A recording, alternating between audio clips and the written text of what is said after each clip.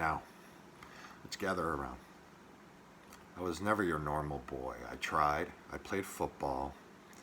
While I was on the team, I wrestled with the amazement I found in unmanly things, burdened by words that flashed like neon whores in advertisements. This became a mere travesty when hair began growing on my cock. Onward, though, the world always begged for big, and I imagined bigger. So I borrowed singed words from an unknown pen at the time. Do not go gently into the good night. In my first attempts of the written word, I became a thief, a scoundrel, a rat within the trash. So clever I thought I was, so avant-garde, so cool. I became the epitome of a lost poet, a moniker which served me well in the early adolescent years of my life and the booming world of technology. But I found words were turmoil. They were dangerous. They were heavy in heartache and of crass glasses indulged by savages. Yet they were brilliant. They were palettes of and for serene-tipped ink pens. I spun of nonsense, of nostalgia, of rhymes and of reason, of ways to get into her pants and ways to get out of mine.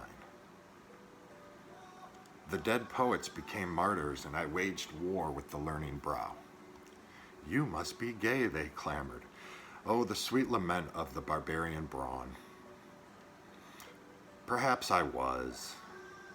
Perhaps I was gay for the emotion. The apocalypse, the grand awakening, the sweeping of clouded judgments, the parades of folly, the bringer of rain. This was early and this was false. I indulged in behavior fit for wolves, painted later on my pale arm. I recall the servant ordered to cure me of my need for self-loathing. The courts chose this puppet to tame my howls dark within the derelict.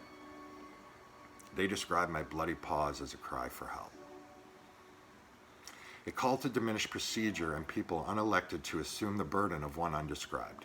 So as chums, we chummed it up about nirvana. I was left a windowless well, unscathed, unhealed, and untreated.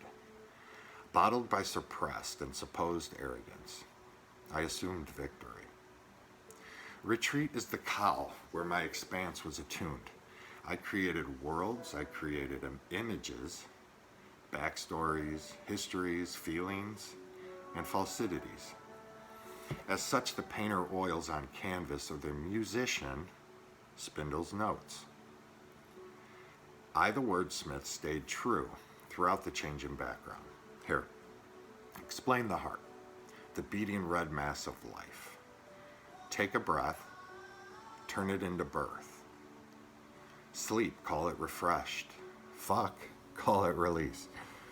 The dandy whackers will lament farce, but in back alleys they'll suck a dick of the alpha for the radiance of a quiet dream. I'm allowed to jingle the curse of a writer's craft, brought upon on plumes of scented sweat conjured during bouts of sadness, fueling the persistent ache to pen. I've hidden words to eliminate the handsome explanation of an alleged lesser chromosome.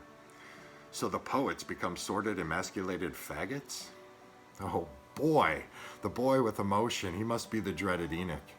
Probably labeled as such by a jealous drunkard, unable to explain the burden within his own veins. The lapping of languished tongues. Aha! But the fire burned for the pen, with the beard bigger than them. And when the heart yearned, the caterpillar flew up from pinion. Poured into foundation the devilish movements, a basket of bundled bravery, for sour epic eyes, forged in miracle, sleight of shadow, reminded of now. And when the time is set to repeat, my dream will remain the last remnant of sorrow. We shall binge on the man of brawn, basking in the beauty. Tongue slash a scourge, only held by our bleeding hearts.